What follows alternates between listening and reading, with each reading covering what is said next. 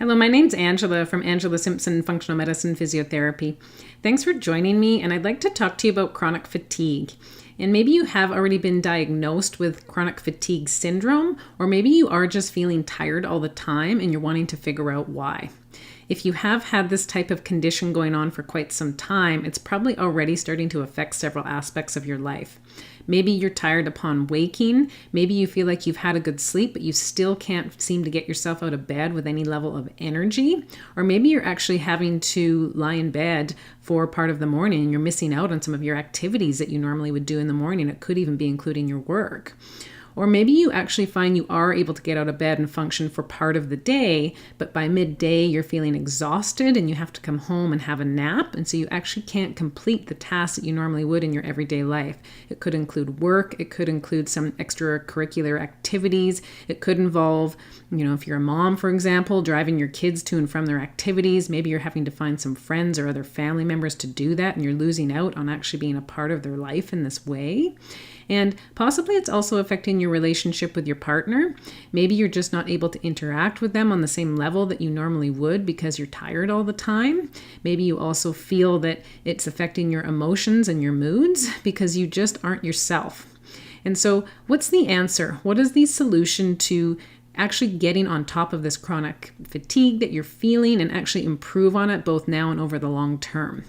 And there is a way. It just is important that you start to work with someone who realizes that you have to look at the body as a whole system and look at what the potential triggers are for you that are individualized to you that have caused your fatigue.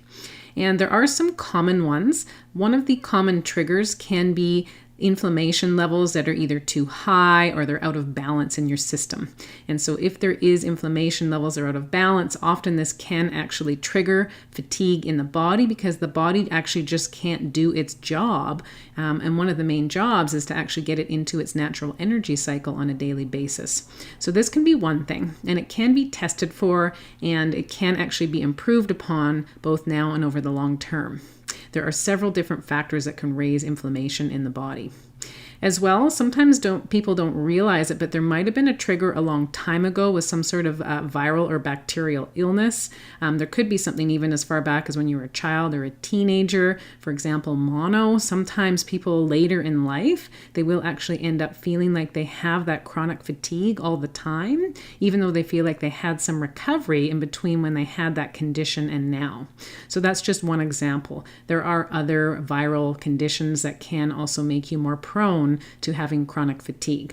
So it is really important to map this out and figure out if this is one of the potential triggers, what you can do now to improve on it and improve your immune system function so that you can actually help get yourself better. Now, you probably are also noticing that you're not able to participate in some of your recreational activities. Maybe you're not exercising as much as you typically would because you're too tired, or maybe you've actually stopped exercising altogether. And if you have, this potentially could have some consequences for you down the road. So right now you're dealing with chronic fatigue. Maybe you have some other symptoms associated with it.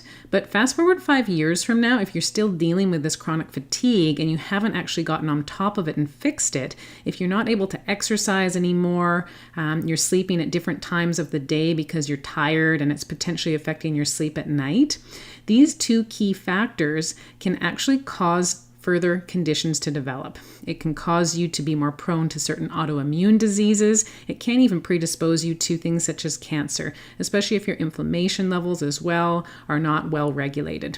So it is really important to be thinking not just what is your life now, but what could it be 5 years from now if you don't get on top of this and improve on it. And if you want a solution, please let me know. I'm here to help you. I'm here to help you figure out how to help figure out which systems are out of balance in your body so you can start turning things around and getting things back on track through a personalized program that works for you and is individualized to you. Please feel free to give me a call if you want more information. I can be reached at my website, www.angelasimpsonfunctionalmedicine.ca, or on my Facebook group, Functional Medicine Physio for Women. And I'm happy to have a free 45-minute consult to talk to you about this. Thank you.